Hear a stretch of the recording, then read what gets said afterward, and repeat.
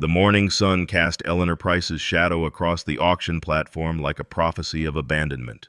Copper Creek's Labor Day had drawn every able body to witness commerce in human dignity. Yet when the auctioneer called her name, silence fell heavier than winter snow. "Widow Price, aged but capable," he announced to the crowd's turned backs. Young cowboys snickered. Married women whispered behind gloved hands. Eleanor stood straighter, though her mended brown wool dress betrayed years of making do. No bids.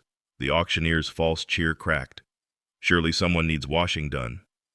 The laughter cut deeper than any blade. Then boots struck wood.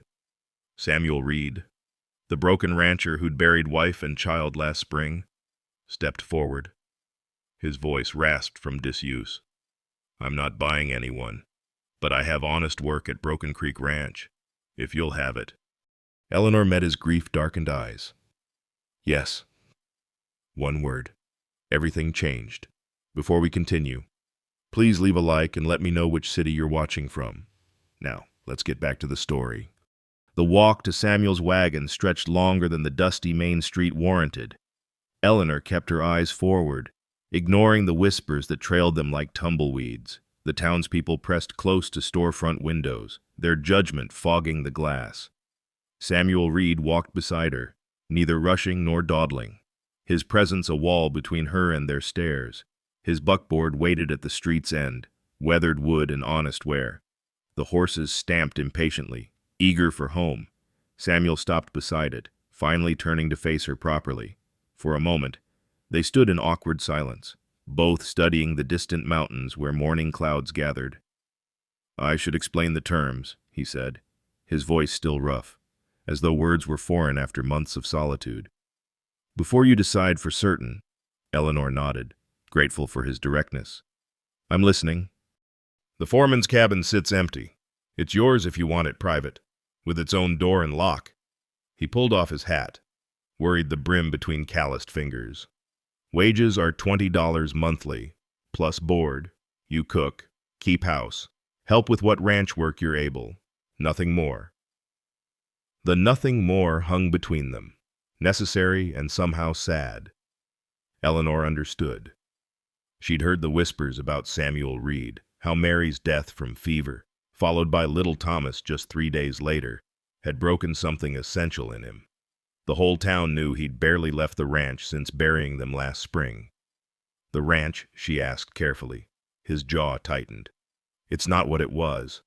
I've let things slide. Fences down, garden gone to seed. The house—" He stopped, started again. "I sleep in the barn mostly. Haven't had reason to keep the house proper." Eleanor absorbed this information, seeing beyond the words to the grief that shaped them. "I've kept house through worse, and I know something about living with ghosts." "Mr.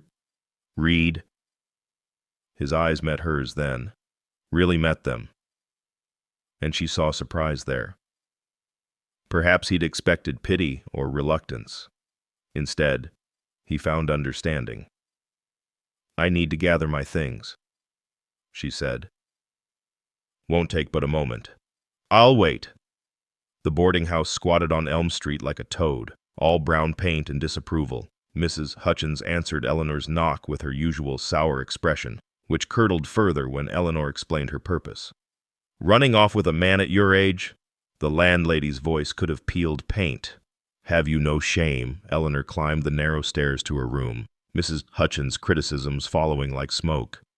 The small space under the eaves held little an iron bed, a washstand, her mother's Bible wrapped in oilcloth. Her carpet bag took only minutes to pack. 3 dresses, all mended past respectability. Undergarments she'd sewn from flour sacks, a daguerreotype of her late husband, dead these 15 years, the bone hairbrush that had been her wedding gift. She paused at the cedar hope chest by the window, her grandmother's, then her mother's, meant for her own daughter who never came, too heavy to carry, too painful to keep dragging from room to rented room. Let Mrs. Hutchins sell it for back rent. Downstairs, she settled her account, counting out the last of her coins. Mrs. Hutchins sniffed at the money as though it carried disease. "Don't come crying back when he's had his use of you." Eleanor didn't dignify that with a response. She walked out into the morning sun, where Samuel waited exactly as she'd left him, patient as stone. He took her carpet bag without comment, setting it carefully in the wagon bed beside sacks of flour and salt. That everything that matters. He helped her onto the bench seat, his hand rough but gentle on her elbow. The gesture held nothing improper, just simple courtesy she hadn't experienced in years. As they rolled past the mercantile, past the church, past all the faces that had dismissed her as used up and worthless, Eleanor kept her spine straight and her eyes forward. "Thank you," she said quietly as they reached the town limits. Samuel glanced at her, surprised. For what? For seeing a person worth hiring when everyone else saw a burden to mock. He was quiet for a long moment, navigating a rut in the road. Maybe we both needed someone to see us different than the town does. The honesty of it settled between them like a covenant. They rode on toward Broken Creek Ranch, toward whatever waited there, while Copper Creek shrank behind them into dust and memory. Samuel cleared his throat. "There's good water from a well, root cellars still stocked from last year's preserving. Mary was always—" He stopped, gripping the reins tighter. "There's plenty to get by on." "We'll make do," Eleanor said simply, understanding the courage it took to speak his wife's name. "We always do." The mountains rose before them, purple-shadowed and patient. The road wound toward them like a promise, leading away from what was toward what might be. The wagon rolled west for 3 hours, following a road that narrowed from packed earth to twin ruts carved by seasons of passage. Eleanor had expected awkward conversation or heavy silence, but what stretched between them felt different, companionable, like two people who'd already said what needed saying. Samuel handled the reins with unconscious skill, occasionally pointing out landmarks. Lightning struck that pine in '79, or creek floods, there come spring. Eleanor listened, filing away each piece of information about this new territory. The sun climbed toward noon, warming her back through the brown wool. Mountains that had seemed distant from town now loomed close, their slopes covered in lodgepole pine and scattered aspens already showing hints of autumn gold. The air tasted different here, cleaner, carrying pine resin and sage instead of the town's dust and judgment. "There," Samuel said quietly, and Eleanor saw it. Broken Creek Ranch spread across a valley basin like something that had grown from the earth rather than been built upon it.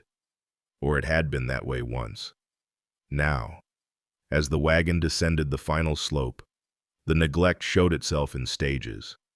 Fence posts listed drunkenly, some fallen entirely, leaving gaps where cattle could wander. The pasture grass grew high and wild where it should have been grazed short. A garden plot near the main house had surrendered to weeds, though Eleanor could still make out the ghost of orderly rows beneath the chaos. The house itself made her chest tighten, 2 stories of respectable timber construction. It should have stood proud against the mountain backdrop. Instead, paint peeled from weathered boards, and shutters hung askew. The front porch sagged at one corner where a support post had shifted. But the bones were good, she could see that, even from here.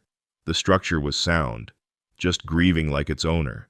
Samuel's hands tightened on the reins as they approached. "I should have warned you better. It's gone to seed since—" He stopped, jaw working. "I haven't had the heart for maintaining appearances. Hearts need time to mend before hands can do proper work," Eleanor said softly. "No shame in that." He glanced at her, something grateful flickering in his eyes before he looked away. They pulled up between the main house and a smaller cabin set 50 yards distant. The cabin looked in better shape, Eleanor noted, probably because it hadn't been lived in to be neglected. Samuel set the brake and climbed down, coming around to help her descend. His hand at her elbow was steady, careful. "I'll show you the cabin first," he said, lifting her carpet bag from the wagon bed. "You can get settled before anything else." The cabin door opened on leather hinges that creaked but held true. Inside, dust motes danced in the shaft of light from the single window. The space was simple but sufficient, one room with a rope bed frame in the corner. A small cast-iron stove for heat and cooking, a rough table with 2 chairs, shelves built into one wall. Mouse droppings dotted the floor, and cobwebs draped the corners like mourning veils. But Eleanor had seen worse. "The mattress is in the main house," Samuel said from the doorway, not quite entering her space. Straw tick, but clean. Mary insisted on airing them every spring. His voice caught on his wife's name, but he pushed through. "There's a trunk of linens, too. Cleaning supplies in the lean-to out back." Eleanor moved to the window. Its shutters closed tight. She lifted the latch and pushed them open. Afternoon light flooding the space. Not emptiness possibility. The view looked across the valley toward a creek lined with cottonwoods, their leaves flickering silver and green. She could see the kitchen garden from here, too. Make plans for its resurrection. "It's private," she said, turning back to Samuel. "That's what matters." Relief crossed his features. "I'll fetch the mattress and linens. The well's behind the main house. Good water. Never runs dry. Outhouse is past that clump of aspens. Built it downwind." He hesitated. "The main house is open to you. Kitchen especially. I haven't the stove there works better for proper cooking." Eleanor followed him to the main house, steeling herself for what she might find. The front door opened into dimness. Sheets draped over furniture like ghosts at rest. The smell hid her closed spaces and grief, dust and abandonment. But underneath, beeswax and lemon oil, the scents of a house once loved. The parlor's grandfather clock stood silent, hands frozen at 2:17. Afternoon or early morning. The moment Mary died, perhaps, or Thomas. Samuel followed her gaze but said nothing, moving quickly toward the stairs. While he retrieved bedding, Eleanor explored the kitchen. It was a good room, spacious and well-planned, with a proper cook stove, a dry sink with a pump handle, and a long work table scarred from years of use. The pantry door stood ajar, revealing shelves of preserves, their paraffin seals intact. Mary's work from last summer, Eleanor realized, before the fever came. Pickles and tomatoes, green beans and corn relish, apple butter and wild plum jam, enough to see them through if supplemented with salt pork and flour. She found cleaning supplies in a cupboard, lye soap, washing soda, scrub brushes barely used, a house that had been kept properly once, waiting to be brought back to life. Like the man who owned it. Like herself. Perhaps. The root cellar door was cut into the kitchen floor. Eleanor lifted it carefully, peering into the darkness below. The smell of earth and stored vegetables rose up. She'd investigate properly tomorrow, but she could make out bushel baskets, crocks that might hold sauerkraut or pickled eggs. Samuel returned with an armload of bedding, a proper feather pillow balanced on top. "I'll help you set up the cabin." They worked together in surprising rhythm. Samuel stringing rope tighter on the bed frame while Eleanor shook out the straw tick. The linen smelled of lavender, carefully sashayed. Mary's work again. Eleanor made the bed with hospital corners, the way her mother had taught her. Samuel hauled water from the well, filling both the pitcher in the cabin and the reservoir on the cook stove in the main house. As the sun slanted toward evening, Eleanor surveyed the cabin transformed, swept clean, bed made, her few possessions arranged on the shelves, her Bible on the table, her husband's photograph on the windowsill. Home, or the beginning of one. "Supper?" Samuel asked from the doorway, uncertain. Eleanor had already planned it, seeing the supplies available. "Beans and cornbread. Give me an hour." She cooked in the main house kitchen while Samuel tended the horses. The beans had been soaking since morning. She discovered he'd thought ahead that far at least. She added salt pork and an onion from the root cellar, set them to simmer. The cornbread came together quickly, muscle memory guiding her hands. She found plates, cups, forks, and knives, washed them clean of dust. When Samuel entered, he stopped short. The kitchen glowed with lamplight, the table set for two. The smell of food, proper food, filled the space. His eyes went to the empty chairs at the table's head and side, where his wife and son would have sat. "We could eat on the porch," Eleanor offered gently. "No." He squared his shoulders. "This is fine. Good." They ate quietly. The food simple but satisfying. Neither mentioned the empty chairs, the stopped clock, the grief that seasoned every breath. But something else was there too, the beginning of routine, of purpose, of moving forward even when the heart dragged behind. "Thank you," Samuel said as they cleared the dishes together, "for the meal, for coming."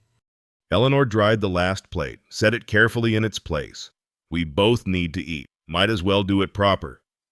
He almost smiled, not quite, but close. "I'll walk you to your cabin." Stars were emerging as they crossed the yard. Eleanor paused at her door, looking back at the main house, the barn beyond, the mountains standing guardian over it all. "It's a good place," she said. "It just needs tending." "Yes," Samuel agreed, and they both knew they weren't talking only about the ranch. Eleanor bid him good night and closed her door, listening to his footsteps fade toward the barn where he'd mentioned sleeping. Through her window, she could see lamplight bloom there, then settle to a steady glow. Two separate lights in the darkness, each tending their own grief, but no longer alone in the vast Montana night. The first week established itself in small surrenders to routine. Eleanor rose before dawn, dressed in her oldest calico, and crossed the dew-soaked grass to the main house kitchen. Samuel would already be up, having fed the horses and checked the cattle, standing uncertain by the cold cook stove as though waiting for permission to light it. They'd developed a wordless choreography. She'd nod. He'd kindle the fire. She'd grind coffee while he pumped water. By the third morning, 2 cups waited on the table. By the 5th, they each had claimed a chair, his facing the window toward the barn, hers angled toward the garden plot. "Storm coming," Samuel said on the 7th morning, studying the clouds massing over the peaks. "Maybe tomorrow night." Eleanor measured coffee grounds, noting how he'd already learned she liked hers strong. "The roof sound on the cabin. Shingled it 2 summers back." He paused, then added, "Mary worried about rain getting to the feed stored there." It was the first time he'd mentioned his wife without his voice breaking. Eleanor took it as progress, pouring hot water over the grounds, letting the rich smell fill the kitchen. She'd learned to wait out these mentions, neither rushing past them nor dwelling. Grief needed its moments. After breakfast, biscuits and gravy this morning. Using the last of the fresh milk, Samuel stood by the door, working something over in his mind. "Finally," he said. "Thought we might work on the fence line today, if you're willing." Eleanor had been expecting this, had seen him evaluating the fallen posts from the porch each evening. "I'm able." His surprise flickered and faded. "It's hard work. Most worthwhile things are—" They gathered tools from the barn post-hole digger, hammer, a coil of new barbed wire that must have cost dear at the mercantile. Samuel handed her leather work gloves, noting her hands. "These might be small on you, but they'll keep the wire from cutting." Eleanor pulled them on, flexing her fingers. The leather was soft, well used. Mary's gloves, though neither of them said it, they fit better than expected. Eleanor's hands had always been large for a woman's. One more thing the town ladies had found lacking in her. Here, they were just right. The fence line ran along the eastern pasture, where the cattle needed containing before winter. Half the posts had fallen or rotted through, leaving gaps wide enough for a wagon to pass. Samuel demonstrated the work with careful precision, showing her how to dig the hole deep enough for stability, but not so deep as to waste effort. "Firm but not forced," he said, driving a post with measured strikes. "Let the earth accept it rather than beating it into submission." Eleanor took the opposite end of the fence line, understanding they'd work toward each other.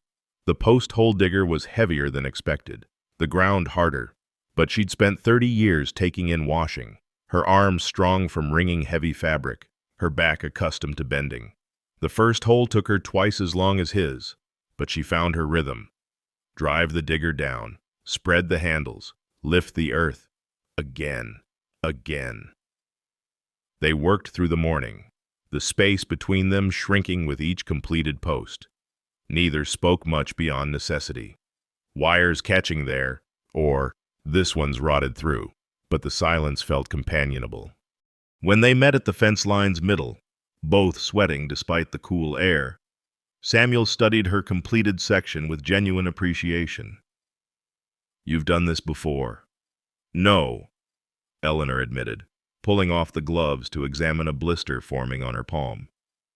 "But I've done other hard things. The principle's usually the same." He surprised her by smiling, just a quick upturn of his mouth, but real.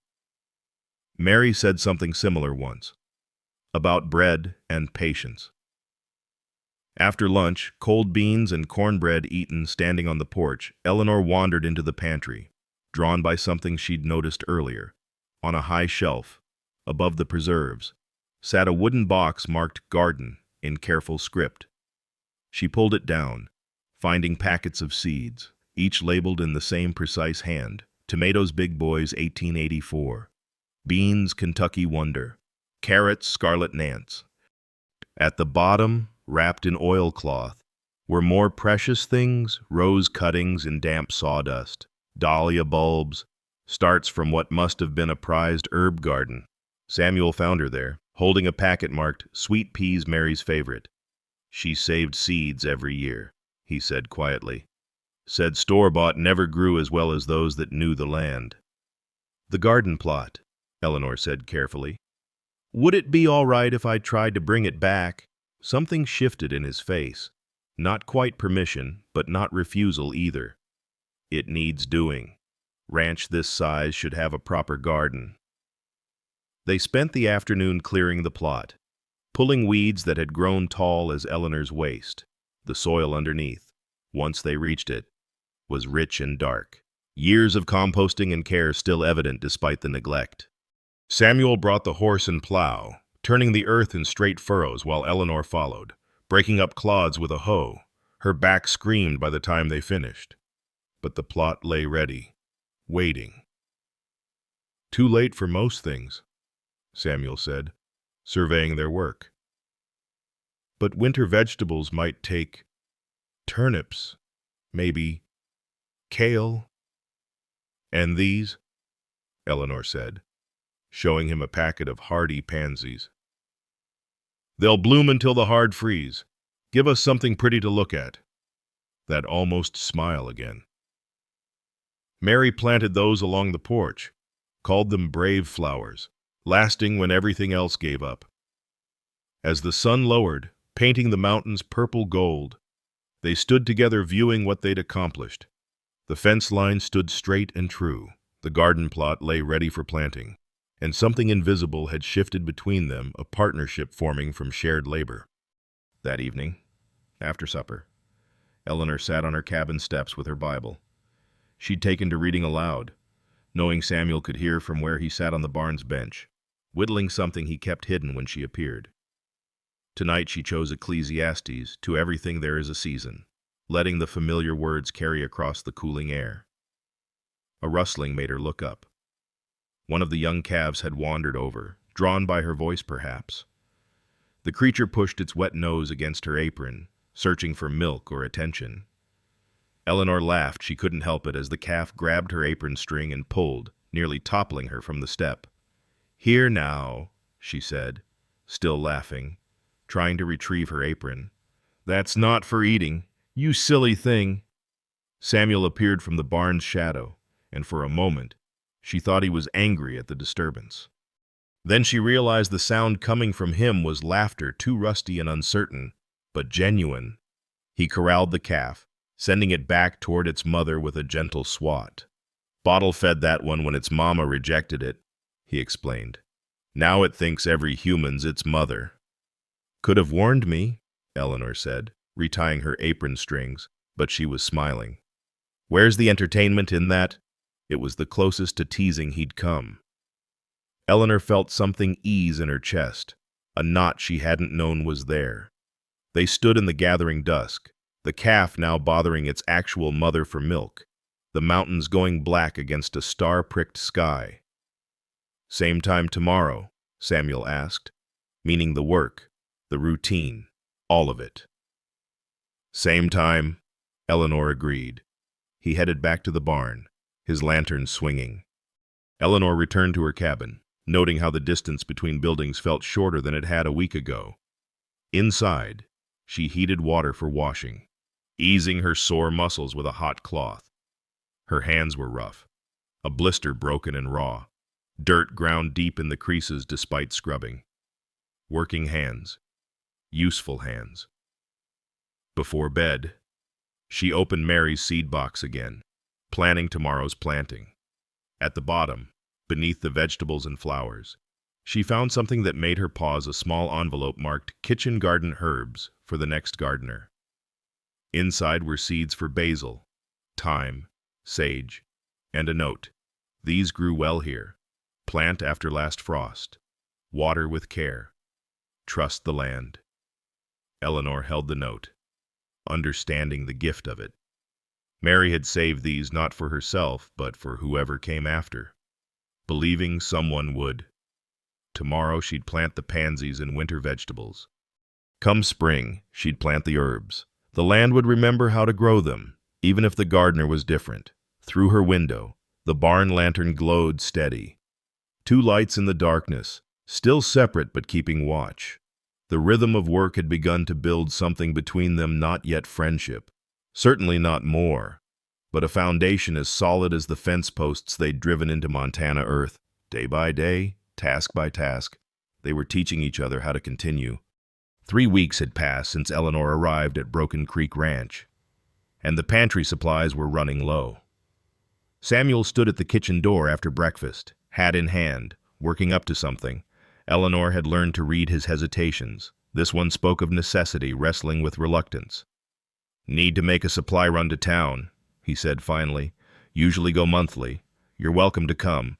Pick out what's needed. Or I can go alone if you'd rather." Eleanor understood what he wasn't saying. Going to town together would announce their arrangement to everyone, invite the scrutiny they'd so far avoided. But hiding suggested shame where there was none. "I'll come," she said, untying her apron. "I know better what's needed for the kitchen." Relief and worry crossed his features in equal measure. "We'll leave in an hour." Eleanor changed into her better dress, the brown wool from the auction day, and pinned her hair more carefully than usual, not for the town's approval that ship had long sailed, but for her own dignity. She would walk into that mercantile as what she was, a woman earning honest wages through honest work.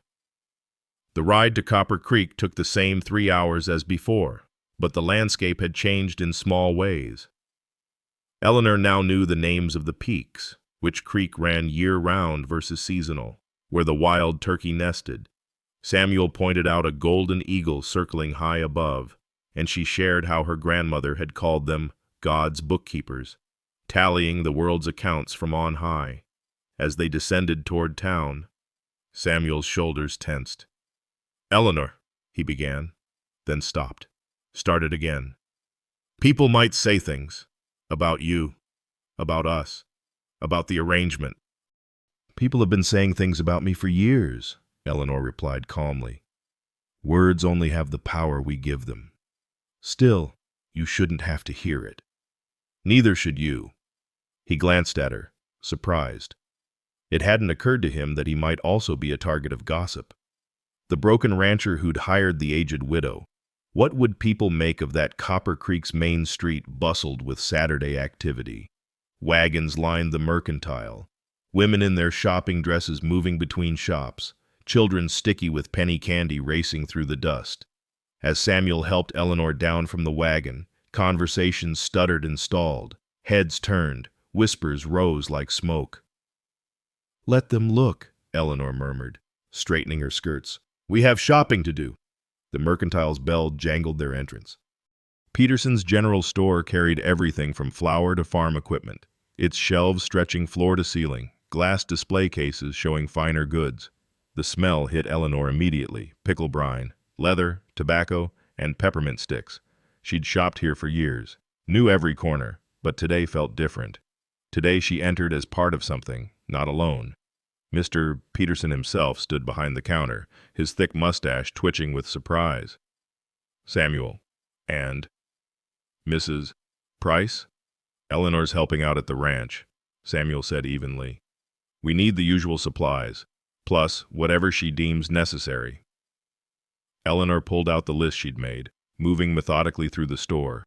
20 pounds of flour, 10 of sugar, salt, baking soda, a precious tin of baking powder. Samuel followed, adding his own needs nails, fence wire, a new leather strap for the harness. They worked efficiently, each knowing their domain. She was examining bolts of fabric, thinking a new apron might be justified from her wages, when Mrs. Patterson's voice cut through the store's hum. Well, I never thought I'd see the day. The banker's wife stood with her circle of followers, all pressed dresses and practiced disapproval. Samuel Reed parading his arrangement through town. Eleanor's hands stilled on the fabric, but she didn't turn. Samuel, however, moved closer, his presence solid at her shoulder. Mrs. Patterson continued, voice pitched to Carrie. At her age, you'd think she'd have more dignity. But then, desperate circumstances make people forget themselves. Though I suppose, added Mrs. Whitmore, the preacher's wife, in false sweetness, we should show Christian charity. The poor dear probably had no choice. At your age, dear, she addressed Eleanor directly now, options do become quite limited. Eleanor turned then, meeting Mrs. Whitmore's eyes steadily. You're right. My options were limited. I could continue taking in your husband's washing, scrubbing his collars for pennies, or I could accept honest work at honest wages from a man who values skill over appearance. I chose the latter. Mrs. Whitmore's face flushed. The preacher's collars were notably stained, everyone knew it, but Eleanor had never spoken of it before. Honest work, Mrs. Patterson scoffed. We all know what kind of work a woman does, living on a man's property. That's when Samuel's hand settled on Eleanor's shoulder, not possessive, not intimate, but protective, claiming her publicly as under his protection. Mrs. Price is the best ranch hand in the territory, he said, his voice carrying the kind of authority that came from truth. She's helped me save a fence line that would have cost me half my herd come winter. She's brought a dead garden back to planting. She works harder than most men I've hired and complains less than any of them. If you want to make something shameful of that, the shame's yours, not ours. The store had gone silent. Even Mr. Peterson stopped tallying figures in his ledger. Then, from behind the pickle barrel, young Jimmy the clerk who'd helped load wagons for years spoke up. It's true, he said, Adam's apple bobbing nervously but determined. I delivered lumber out there last week. Saw Mrs. Price splitting wood like she was born to it, and the place looks better than it has since... He caught himself before mentioning Mary's death. Better than it has in a long while. Mrs. Patterson sniffed. Well, I suppose people will make their own choices, however inappropriate. She swept toward the door, her followers trailing like ducklings. Mrs. Whitmore lingered, attempting one more cut. Do remember, dear, that the church doors remain open to all sinners seeking redemption. How fortunate for your husband, Eleanor replied quietly. His weekly attendance must be a great comfort to you. The preacher's wife left without another word. As the bell jangled their departure, Mr. Peterson cleared his throat. Will you be wanting that fabric, Mrs. Price? Eleanor looked at the bolt of practical brown cotton. 5 yards, please. Make it 6, Samuel said. And add a bolt of that blue calico, too. Woman working hard as you do deserves more than one apron. Eleanor started to protest the cost, the assumption, but something in Samuel's face stopped her. This was his way of defending her, of stating publicly that she was valued, worth investing in. Thank you, she said simply. They finished their shopping with the whole store pretending not to watch. Jimmy helped carry packages to the wagon, chattering about how his mother had asked after the ranch, how everyone wondered if Samuel would sell out after his losses. The boy's genuine friendliness was a balm after the women's acid. The ride home began in heavy silence. Eleanor sat rigid beside Samuel, hands folded tight in her lap. They'd cleared the town limits, started the climb toward the ranch, when Samuel spoke. "I'm sorry. I should have warned you it would be that bad. You tried, but I didn't listen." "No, I mean," he pulled the horses to a stop, turning to face her. "I should have defended you sooner, stronger. Mary would have had my hide for letting those harpies speak to you that way." That's when Eleanor's composure cracked. The tears came sudden and hot, surprising her with their force. She hadn't cried in years, not since burying her husband. And here she was, sobbing on a public road like a girl. She turned away, mortified. But Samuel didn't start the horses. He just sat there, solid and patient, letting her cry it out. "I'm not," she gasped between sobs. "I'm not crying because of what they said. I've heard worse." "Then why?" "Because you defended me. Because Jimmy defended me. Because for the first time in 15 years, someone thought I was worth defending." Samuel was quiet for a long moment. Then he handed her his handkerchief, clean, pressed, probably the one he saved for church. "They don't know you," he said quietly. "I do. I know you work until your hands bleed and never mention it. I know you read your Bible aloud so I don't feel alone in the barn.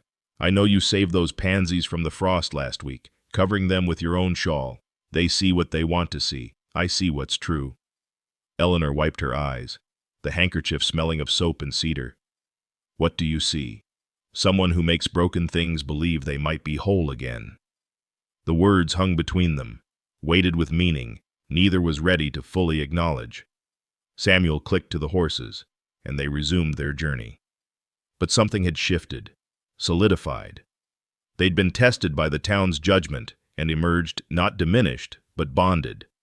The alliance that had been forming through shared work now had another dimension. They would defend each other against the world.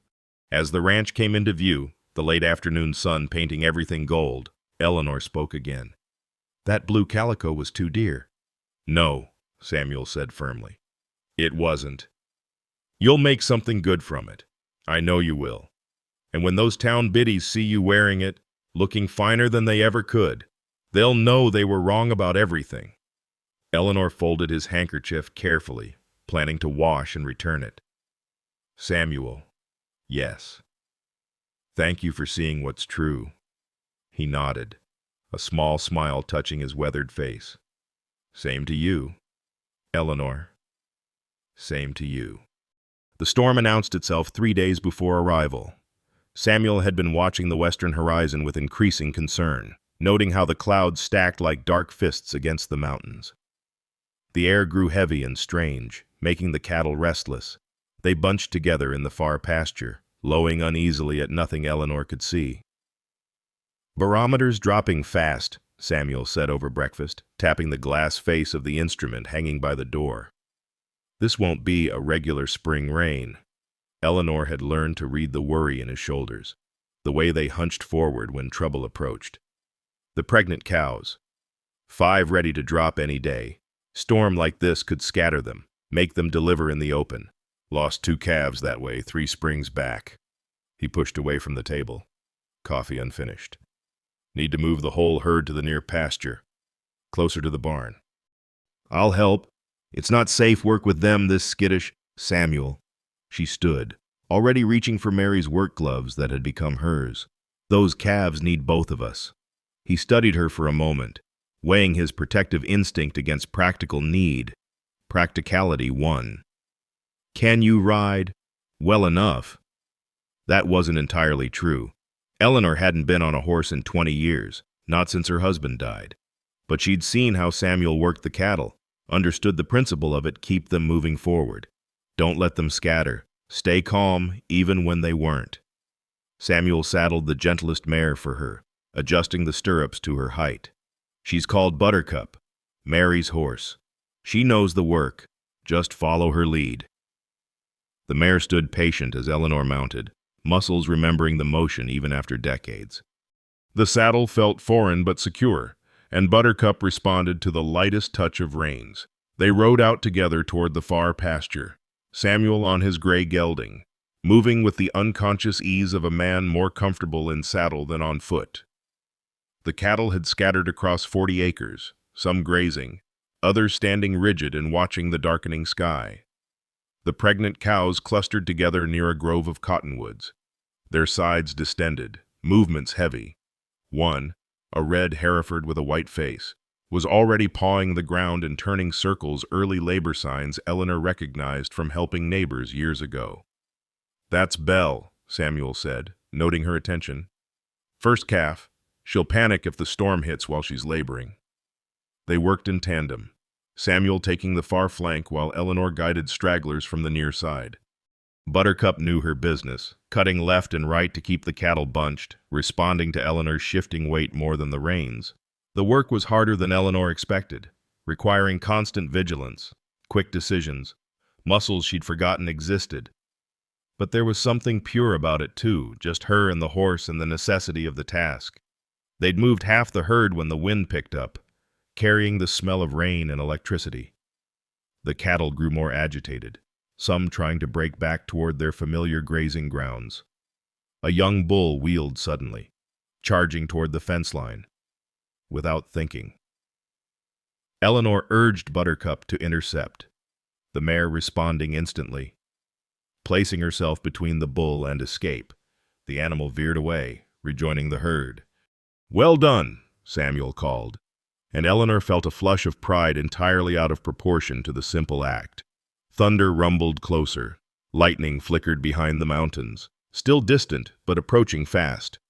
They pushed harder, Samuel whistling sharp commands his dogs would have obeyed if he'd had any. He'd not replaced them since losing his pair to the same fever that took his family. Eleanor found herself making the sounds she remembered from childhood, the clicks and calls her father had used with their milk cows. They'd just gotten the main herd into the near pasture when the rain started, fat drops at first, then harder, then a deluge that soaked through Eleanor's dress in seconds.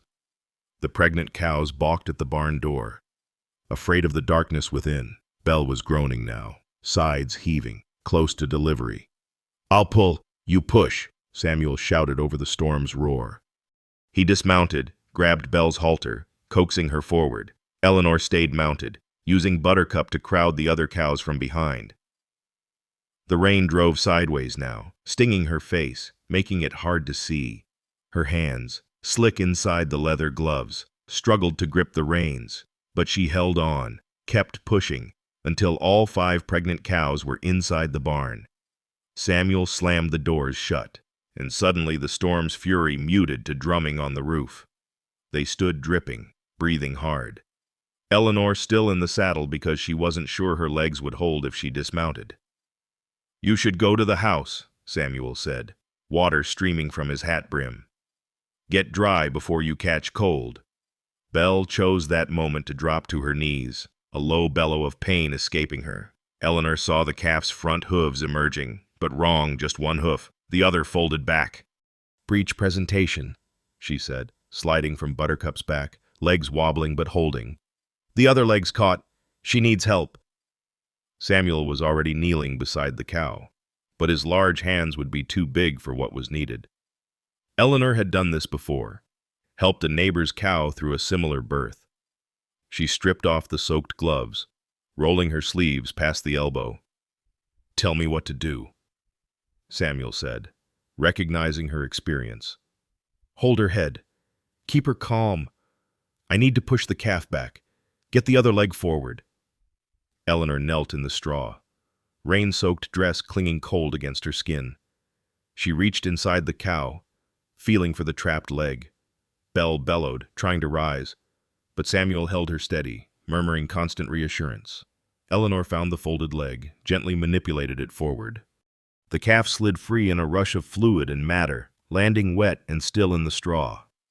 "Not breathing," Samuel said, worry sharp in his voice. Eleanor grabbed a handful of straw, rubbing the calf's chest vigorously, clearing mucus from its nose and mouth.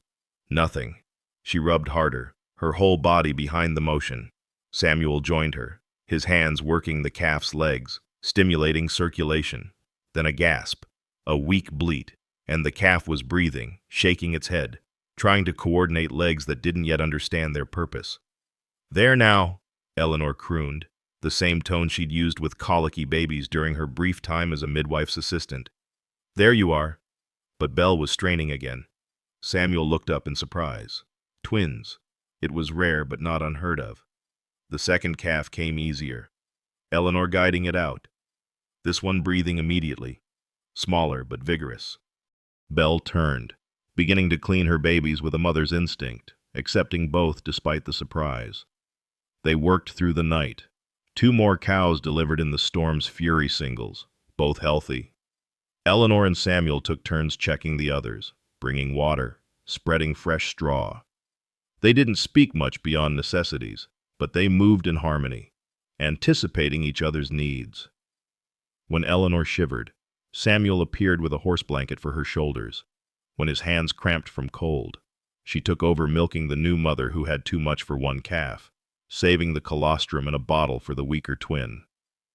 Dawn came gray and gradual, the storm having blown itself out sometime near morning. They emerged from the barn like survivors from a shipwreck, soaked, exhausted, covered in straw and worse, but alive. All the calves alive. The cows settled and nursing. Eleanor looked at herself and started laughing. Not delicate feminine giggling, but full, exhausted laughter at the absurdity of her appearance. Her dress was ruined beyond saving. Her hair had escaped every pin to hang in wet ropes. She had cow afterbirth on her hands and straw in places she didn't want to consider. She looked like something dragged behind a wagon through a mud hole. Samuel stared at her, then at himself equally destroyed, and joined her laughter. It was the first time she'd heard him truly laugh. Not just that rusty chuckle, but real, deep, healing laughter. They stood in the barn door laughing at nothing and everything, at survival and mess, and the simple joy of life continuing despite storms. When the laughter finally died, Samuel's expression grew serious but warm. "Mary would have liked you," he said softly. "She would have admired how you didn't hesitate, just did what needed doing. She was like that, practical, brave when it mattered." Eleanor felt the weight of the compliment, the trust of being compared to his lost wife and not found wanting. "Tell me about them," she said, surprising herself with the request. "Mary and Thomas, if you want to, if you can." Samuel was quiet so long she thought he wouldn't answer. Then he sank onto a hay bale, suddenly looking older than his 40-some years. Eleanor sat beside him, careful to leave space between them, both still wrapped in horse blankets like ancient refugees. "Mary was sunshine," he began slowly. "Not sweet sunshine, not gentle, strong sunshine, the kind that makes things grow. She'd see a problem and just handle it, no fuss, like you with Belle tonight. She'd have been in there, arms deep in that cow, not thinking twice about her dress or what was proper." Eleanor waited, letting him find his rhythm. "We met at a barn dance. She was 17. I was 20. Her father didn't like me much, said I had more ambition than sense, starting a ranch with nothing but a land claim and stubbornness. But Mary saw something worth betting on. We married that next spring, built this place board by board." His voice softened. "Thomas came late. We'd tried for years. Thought it wouldn't happen. Then there he was, loud and perfect and absolutely determined to explore everything he shouldn't. 3 years old when the fever came. Mary tried to nurse him through it. Wouldn't leave his side. When he went, she followed 3 days after. Doctor said the fever, but I think it was heartbreak. She couldn't imagine a world without him in it." Tears ran down Eleanor's cheeks, mixing with the rain still dripping from her hair. "I'm sorry. I'm so sorry. I was angry for a long time," Samuel admitted. "At God, at Mary for leaving me, at myself for not dying too. Couldn't see the point of keeping the ranch going without them to keep it for. Then you stood on that auction platform, dignity intact despite those vultures circling. And I thought there's someone else who knows about afterwards. About continuing when the reason feels gone. Eleanor touched his hand briefly, the lightest contact. My husband was killed in a logging accident. I was 6 months pregnant. The shock brought early labor, and the baby, a girl, lived 2 hours. Perfect and tiny and never meant for this world. That was 15 years ago, and some mornings I still sat 2 places at the table before remembering. They sat in shared silence, watching the sun break through the last clouds, painting the wet world in gold and silver. The new calves were nursing, their mothers lowing contentedly, life insisting on itself despite everything. We should get cleaned up, Eleanor finally said. Get warm and dry before we catch our deaths. Samuel stood, offering his hand to help her up. She took it, his calloused palm warm against hers. Eleanor, yes. Thank you for asking. About them. No one else has. They all think not mentioning them is kindness, but it just makes it feel like they never existed. They existed, Eleanor said firmly. They're in every board of this house, every fence post, every acre. Love like that doesn't disappear. It just changes form. Samuel squeezed her hand before releasing it. You're remarkable. You know that? I'm wet, cold, covered in barn muck, and probably smell like a cow's backside. Eleanor replied, but she was smiling. Remarkable, he repeated, and meant it. They walked toward the house together. The storm passed, the calves saved, and something fundamental shifted between them from partnership to something deeper. Built on shared labor and shared sorrow and the stubborn courage to continue despite it all. The days following the storm passed in careful distances, where Samuel had begun to linger after meals. Now he left immediately, muttering about tasks that hadn't seemed urgent before, where his laugh had come easier. Now he barely smiled. The comfortable silence they'd built became weighted, full of words neither would speak. Eleanor recognized the retreat she'd done it herself enough times to know its shape. Fear dressed up as propriety. It started the morning after the storm. Eleanor had prepared breakfast as usual, expecting their new ease to continue. Instead, Samuel entered the kitchen stiff as a stranger, took his coffee standing, and announced he'd be working the far pasture all day. The calves need checking, Eleanor reminded him. The twin especially. I saw to them already. He wouldn't meet her eyes. Before dawn, before she was awake, he meant. Deliberately avoiding their shared morning routine, Eleanor felt the rejection like a slap, but kept her voice steady. I'll leave dinner on the stove. No need. I'll take cold biscuits with me. He left without another word, the door closing with finality. Eleanor stood alone in the kitchen where they'd laughed just yesterday, wondering what invisible line she'd crossed. The pattern continued for a week. Samuel rose earlier, worked later, found reasons to be wherever Eleanor wasn't, when necessity forced them to gather meals that couldn't be avoided. Ranch work requiring 2 people, he was scrupulously polite. Please pass the salt. Mrs. Price. Not Eleanor anymore. Mrs. Price. Like she was a stranger hired from town. She tried to bridge the distance, made his favorite molasses cookies, left them warm on the counter. He ate them, but left no acknowledgement. Read her Bible louder in the evenings, choosing psalms of comfort. He moved his whittling spot behind the barn where her voice wouldn't carry. Even the new calves seemed to sense the change, no longer wandering between barn and house, but staying with their mothers. On the 8th day of this careful choreography, Eleanor reached her limit. She'd done nothing wrong except care, and if that was a sin in Samuel's eyes, then perhaps she'd misread everything. Perhaps the town was right, she was just a foolish old woman who'd imagined connection where there was only transaction. That evening, while Samuel worked at something in the tool shed, Eleanor counted out her wages. 2 months now since the auction, $40 earned, enough for a train ticket somewhere else, a new start in a place that didn't know her story. Denver, maybe, or San Francisco. Cities where a woman could disappear into work that didn't involve her heart. She packed methodically. The 3 dresses, worn but clean. Her undergarments, mended past respectability but functional. The Bible, her husband's photograph, the bone hairbrush. At the bottom of her carpet bag, she found the blue calico Samuel had bought her in town. She'd cut out the pieces for a new dress but hadn't sewn them yet, waiting for a special occasion that now would never come. She left the fabric on the cabin table, let him explain that to whoever came next. The sun was setting as she crossed toward the main house to leave her resignation. She'd write a simple note, leave it with the wages she couldn't accept for work left unfinished. But as she passed the small grove of aspens beyond the garden, she saw him. Samuel stood at the family graves, hat in hand, shoulders bowed. The picket fence Mary had insisted on to keep the cattle from disrespecting our sleep gleamed white in the dying light. 2 marble headstones stood inside, names and dates carved deep.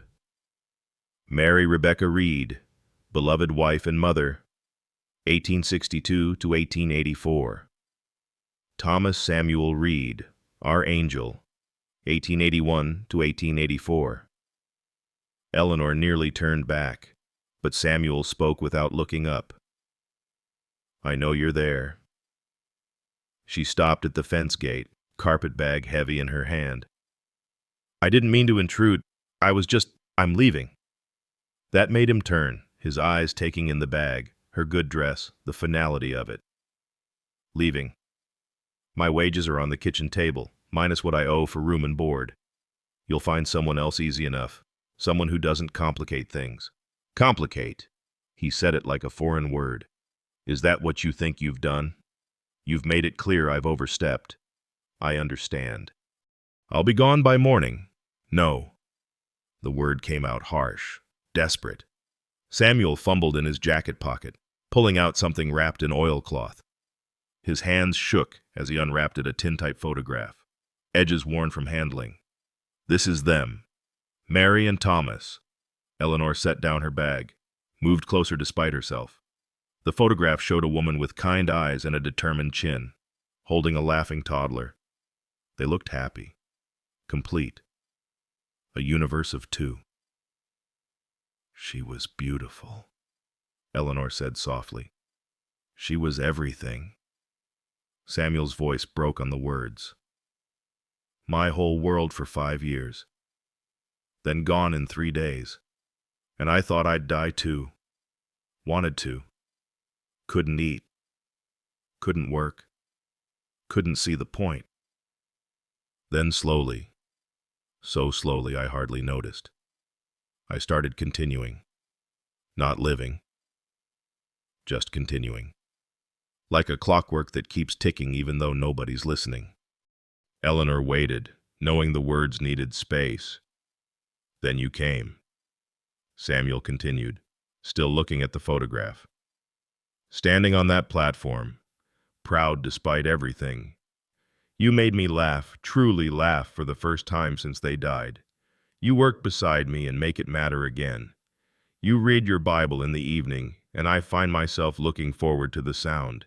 You save those calves with such fierce care, and I thought... He stopped, swallowed hard. I thought Mary would approve, and then I felt guilty for thinking it, for being happy when they're gone, for wanting what? Samuel.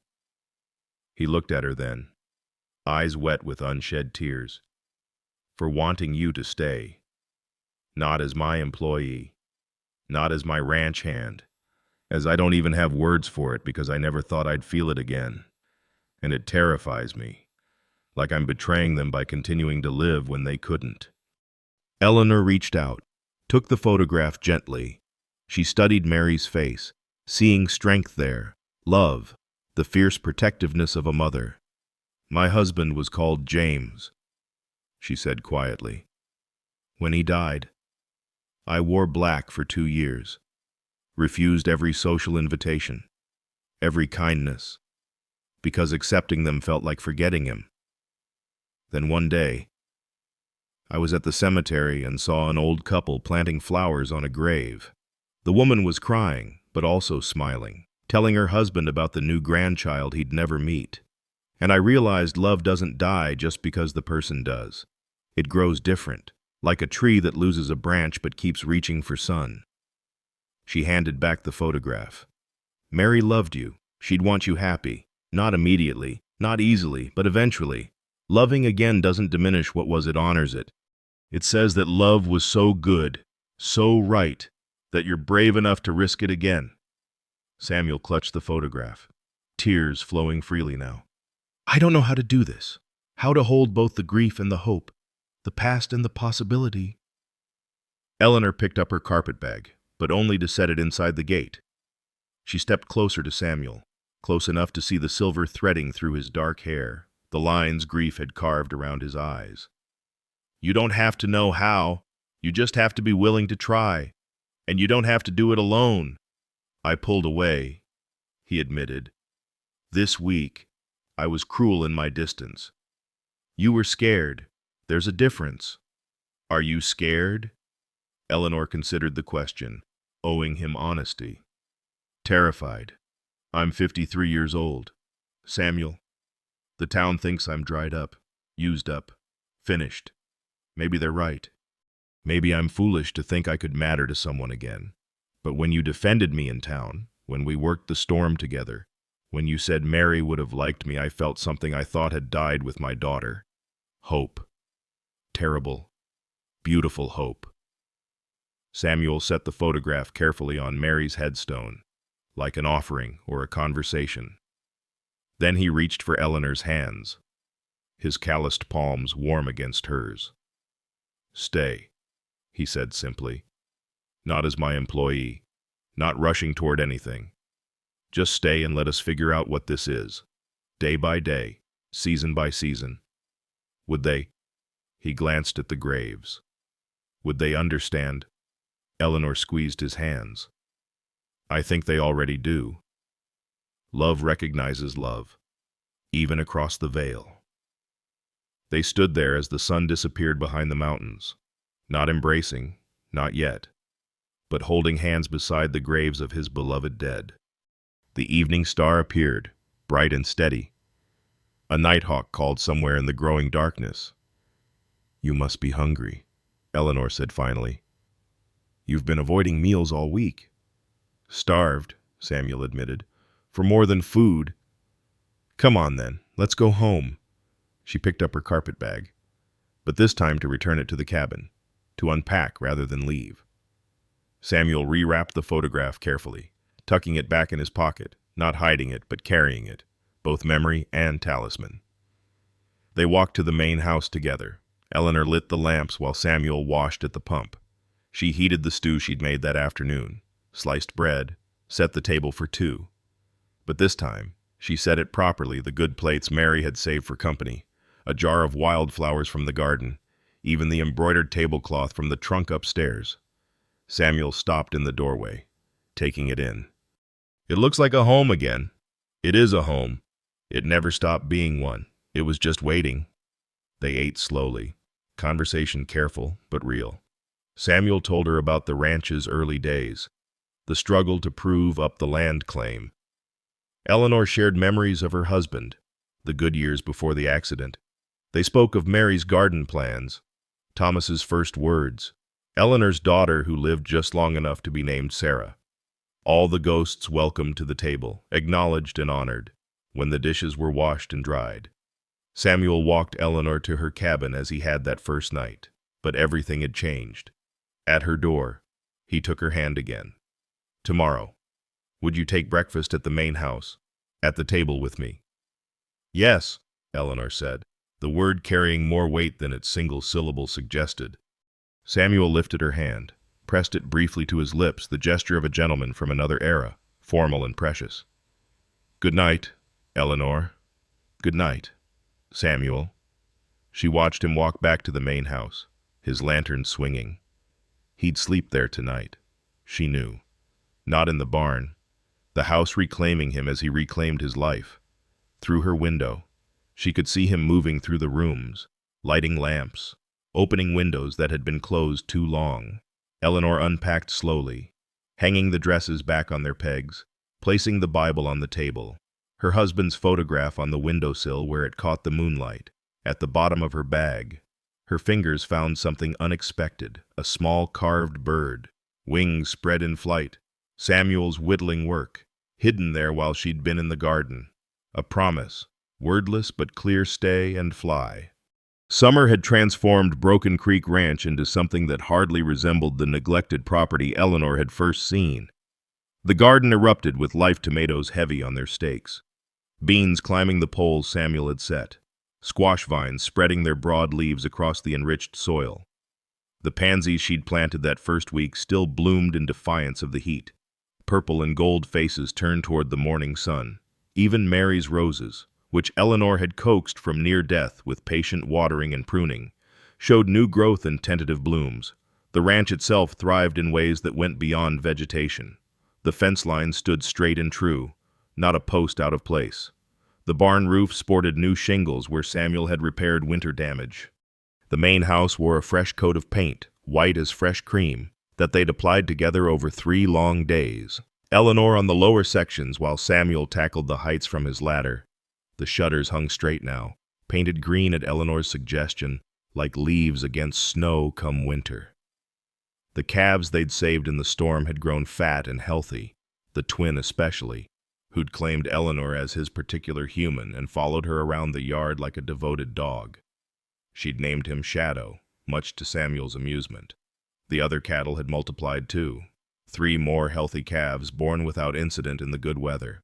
But the most profound change was in the rhythms between Eleanor and Samuel. They'd found their way to something tender and unspoken, built on morning coffee shared in comfortable silence, evening conversations that stretched past dark, and the 100 small considerations that spoke louder than words. Samuel left wildflowers on her cabin step. Eleanor mended his shirts without being asked. He fixed the squeaky board near her bed that had been keeping her awake. She taught him her grandmother's remedy for his stiff shoulder that ached before rain. They were sitting on the porch after supper, watching fireflies dance across the pasture, when Eleanor mentioned something that had been nagging at her memory. In town, when I first signed the employment papers, Mr. Peterson asked for my birth date. Said it was for the legal record. July 15th, 1831. Samuel nodded absently, whittling what looked like another bird. He'd made a dozen now, lining them along the porch rail like a congregation. Good thing to have on record. That was 2 weeks ago. His hands stilled. Your birthday was 2 weeks ago. It's just another day. I haven't celebrated it in years. She tried to keep her voice light, but something must have shown because Samuel's face went through several expressions: surprise, guilt, determination. Eleanor Price, you should have said something. What for? So you could feel obligated to acknowledge it. So I could do what people do for people who matter to them. He stood abruptly, pocketing his knife and half-carved bird. If you'll excuse me, I just remembered something needs doing in the barn.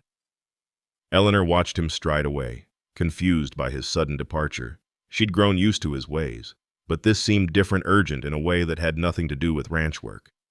She finished her tea, read a chapter from Ecclesiastes, and retired to her cabin as the moon rose full and bright. The next morning, Samuel was already gone when she reached the kitchen. Just a note saying he'd gone to town for supplies. Strange, since they'd been just last week. Eleanor went about her day feeding chickens, watering the garden, starting bread for tomorrow, but she noticed things out of place. Flour dusting the counter where she hadn't spilled any. Her recipe box moved slightly.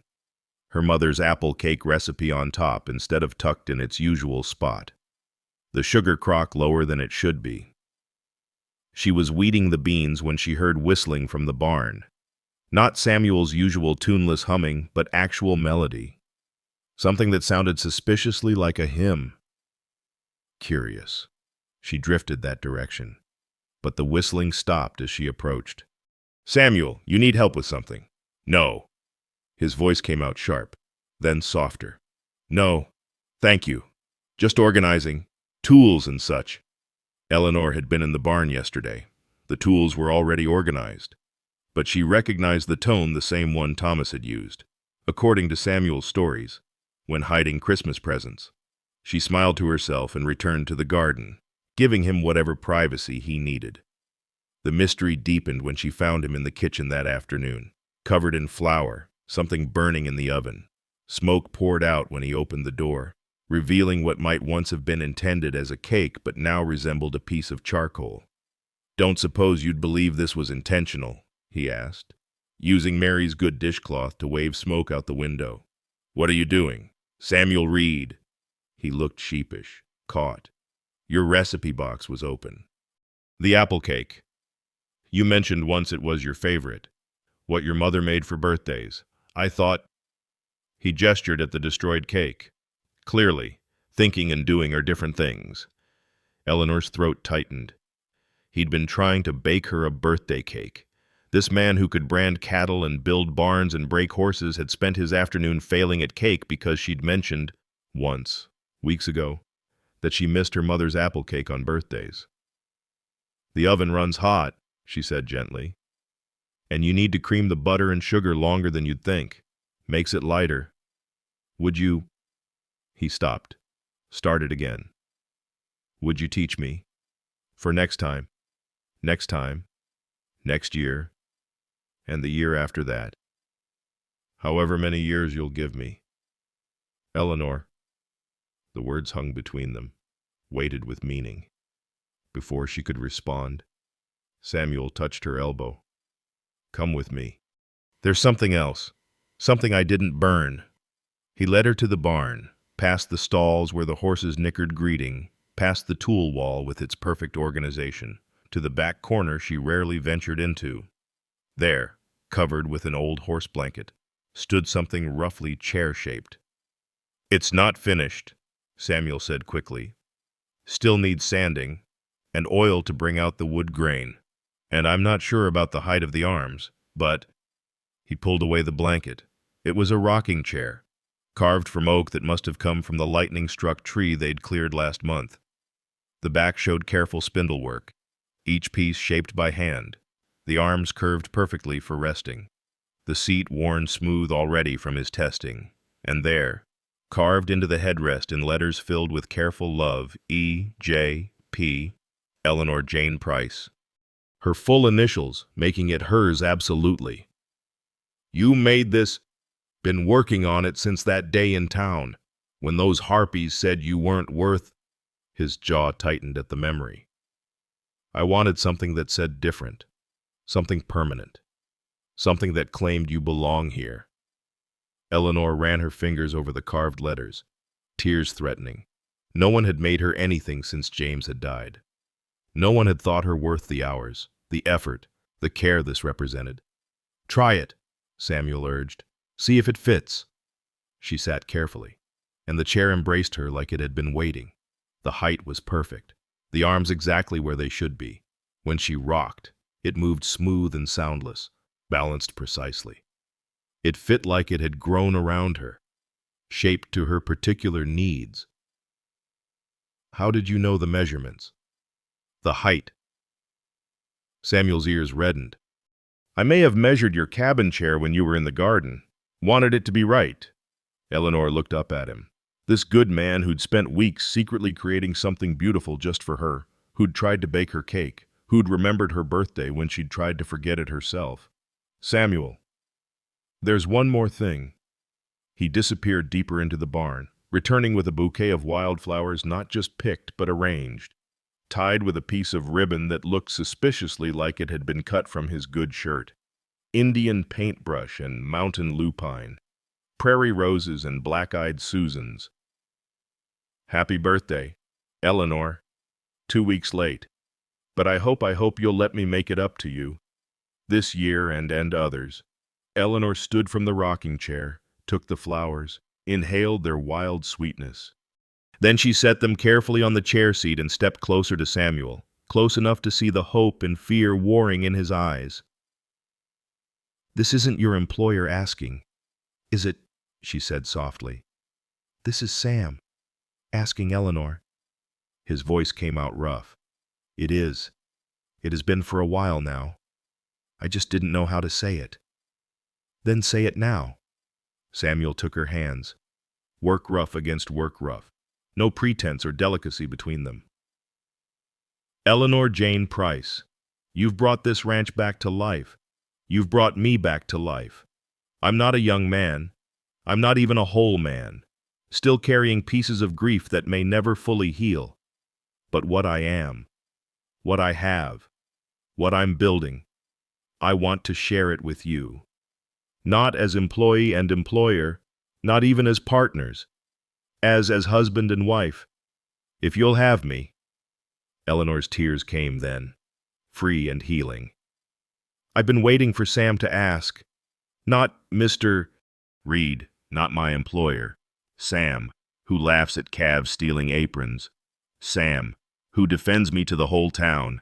Sam, who builds me chairs and burns cakes and makes me believe that 53 isn't too old to matter to someone. Is that yes? That's yes. Sam. Yes to all of it. Yes to you. He pulled her closer, one hand cupping her face with infinite tenderness. I need to kiss you now. Eleanor. I've needed to for weeks. I've been waiting for that, too. Their first kiss was nothing like the passionate embraces of youth. It was better, deeper, certain, flavored with understanding and loss and the choice to love again despite the risk. Samuel's lips were gentle against hers, questioning and answering in the same moment. Eleanor's hands found his shoulders, solid and real and hers. When they pulled apart, both were crying and smiling in equal measure. Samuel touched his forehead to hers, a gesture so tender it made her heart ache with happiness. I love you, he said simply. Not like I loved Mary, that was young love, all fire and first discovery. This is different, deeper. You know who I am, broken parts and all, and you choose to stay. That's a miracle I didn't think I'd get twice. I love you too, Eleanor replied. And you're right, it is different. James was my young heart's choice, all dreams and possibilities. You're my seasoned heart's choice, knowing exactly what love costs and choosing it anyway.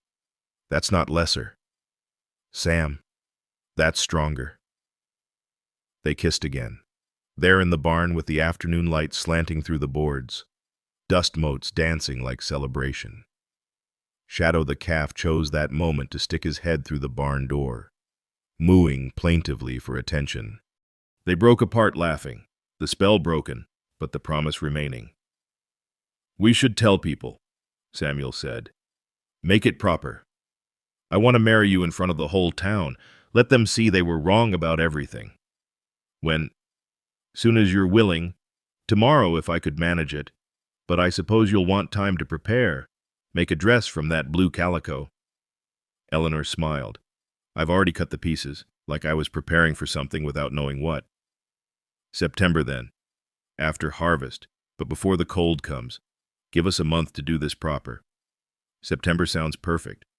They walked from the barn together, Samuel carrying the rocking chair, Eleanor cradling the bouquet. He set the chair on the porch, positioned where it would catch morning sun and evening breeze equally. Eleanor sat in it, rocking gently, while Samuel pulled his own chair close beside her. The ranch spread before them, garden abundant, pastures green, cattle grazing peacefully. The mountains stood eternal backdrop, painted gold and purple in the lengthening light. A red-tailed hawk circled lazily overhead. The twin calves nursed from their patient mother. Life abundant, life continuing, life renewed. Thank you, Eleanor said softly. For what? For seeing me, really seeing me. Not the aged widow the town saw, not the desperate woman they pitied, but me, Eleanor, who still had love to give and life to live. Samuel took her hand, threading their fingers together. Thank you for the same, for seeing not just the broken rancher, but the man still capable of building something new. They sat as the sun set, rocking in rhythm. Hands joined, hearts finally declared and matched. The evening star appeared first, bright and constant. Then others, filling the vast Montana sky with light, somewhere in that canopy. Eleanor thought. Mary and Thomas and James and little Sarah watched and approved, knowing that love honored is love that continues, in whatever form it takes, for however long it's given. "We're home," Samuel said quietly. "Yes," Eleanor agreed, squeezing his hand. "We're home." September arrived in a blaze of gold, painting the aspens like flames against the mountain slopes. The morning of the wedding dawned clear and crisp, the kind of day Montana saved for special occasions, when the sky stretched impossibly blue and the air tasted like apples and promise. Eleanor stood before the small mirror in her cabin, hands steady as she fastened the buttons of her new dress, not the blue calico after all, but something even better. Samuel had returned from town 3 days ago with a package wrapped in brown paper, insisting she open it immediately. Inside lay fabric the color of sage honey, soft wool that would see her through winter, with tiny pearl buttons and lace at the collar that must have cost more than sensible. "A wedding dress," he'd said simply. "You deserve something new, something that's never held any memories but the ones we're making." She'd sewn it herself, working by lamplight, fitting it to her form that had grown stronger from ranch work, fuller from regular meals and happiness. The dress wasn't fashionable by city standards, no bustle, no excessive trim, but it fit perfectly, skimming her body in a way that suggested rather than displayed, appropriate for a woman of her years, but still feminine, still beautiful. Eleanor pinned her hair up, leaving a few silver strands to frame her face, her mother's cameo at her throat, her grandmother's handkerchief in her pocket for luck. She looked at herself and saw not the aged widow the town had mocked, but a woman loved, chosen, about to begin again. A knock at the door interrupted her preparations. "Eleanor, it's Samuel. I know it's bad luck, but—" She opened the door to find him standing there in his wedding clothes, not fancy but clean and pressed, his good wool suit that probably hadn't been worn since Mary's funeral, but with a new white shirt and string tie. He'd trimmed his beard, his hair still damp from washing. He looked nervous and happy and younger somehow, like the years of grief had lifted. "You're beautiful," he said simply, then held out a small box. This was Mary's. I asked her sister, and she agreed we want you to have it."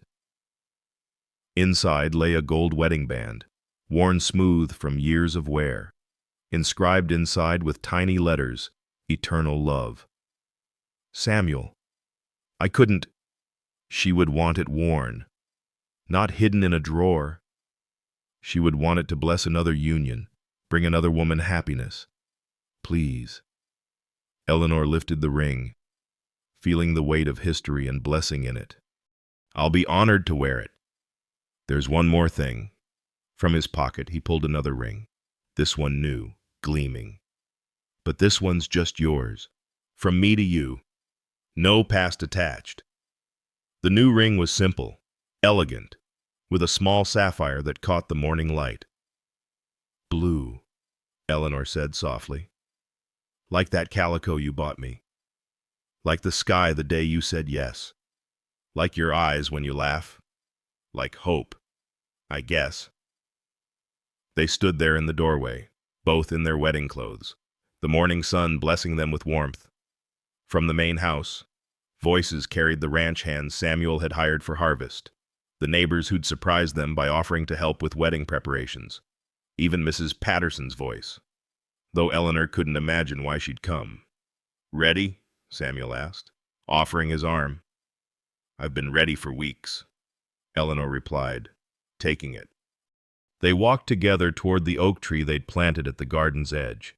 It was barely more than a sapling, head high and slender, but its leaves had turned gold for autumn, creating a canopy of light. Beneath it, a small gathering waited. Jimmy from the mercantile stood as witness, beaming like he'd personally arranged this union. Beside him, his mother, a widow herself who'd always been kind to Eleanor. 3 ranch hands Samuel had hired for harvest, but who'd become more like family, teaching Eleanor to rope and accepting her teaching about cooking. Old Mr. Thompson from the neighboring ranch, who'd helped Samuel through the worst of his grief.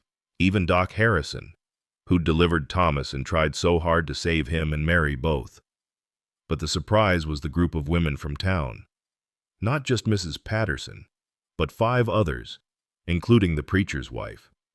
They stood together, holding something. Mrs. Patterson stepped forward.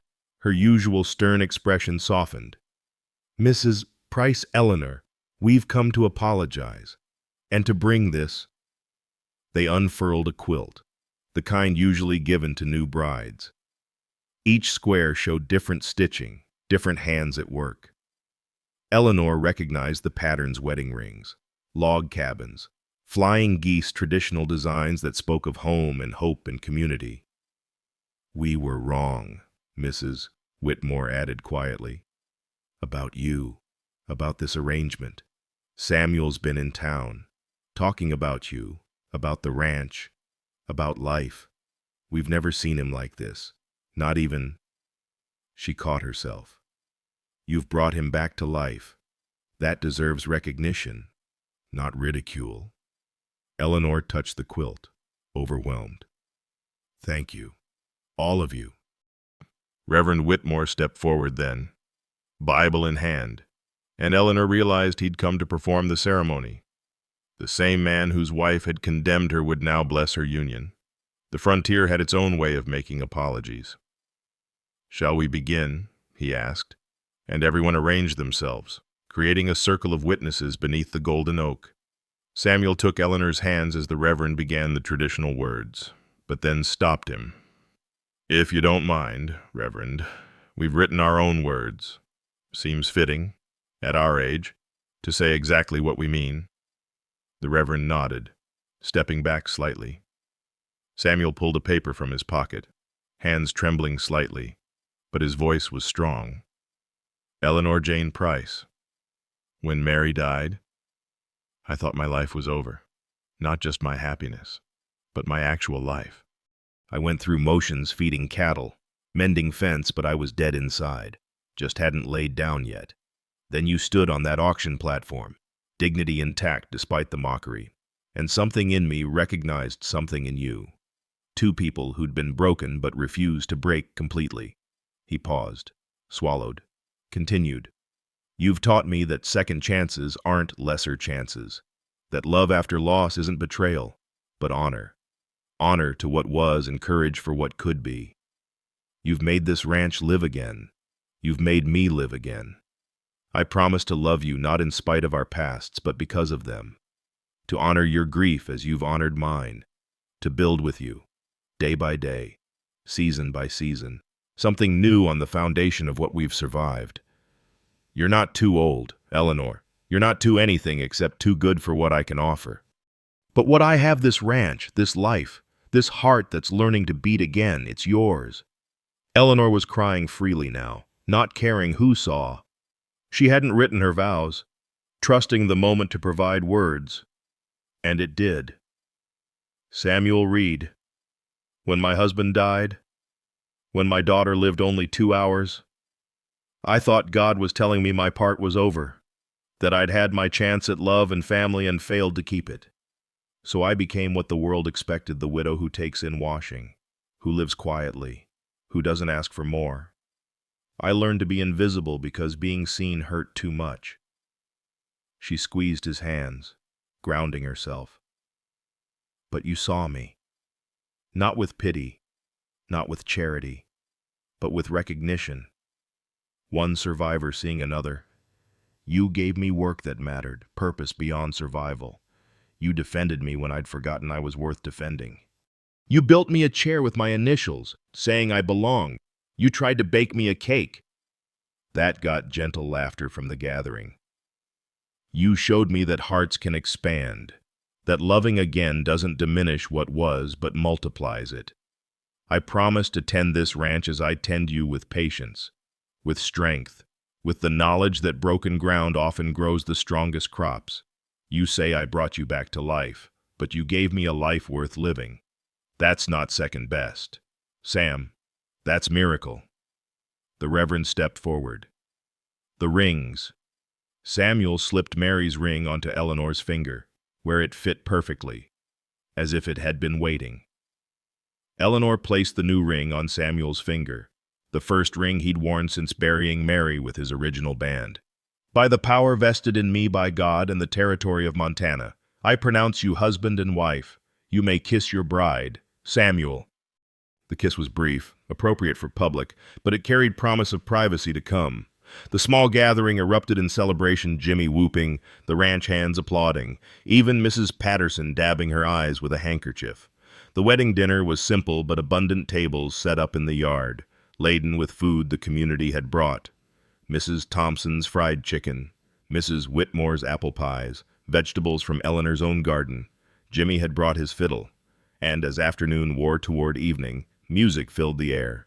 The ranch hands danced with the town ladies. Doc Harrison told stories of Samuel as a young man, full of ambition and certainty. Eleanor found herself passed from partner to partner, even stern Mr. Patterson taking a turn, until finally she was back in Samuel's arms where she belonged. As the sun set and guests began departing, each one pressed Eleanor's hand, welcoming her properly to the community that had once rejected her. The ranch hands bedded down in the barn, giving the newlyweds privacy. Jimmy was the last to leave, pressing a small package into Eleanor's hands. "From the store," he said shyly. "Pa said to give it to you. No charge. Said it was overdue." Inside was a ledger, fresh and clean, and a new pen.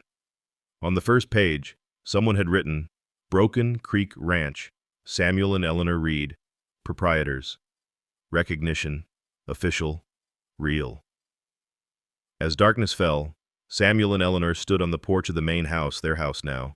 He'd moved Eleanor's few possessions that afternoon, her dresses hanging beside his shirts, her Bible on the nightstand next to his side of the bed. But more than possessions had moved, the house itself felt different, alive, inhabited by hope instead of haunted by grief. "No regrets?" Samuel asked, pulling her close. "None. You, only that I didn't find you sooner. We found each other when we were meant to, when we were ready." They sat in the rocking chairs, Eleanor's carved one and Samuel's old one, side by side, moving in gentle rhythm. The stars emerged one by one, brilliant in the clear Montana sky. The cattle lowed softly in the pasture.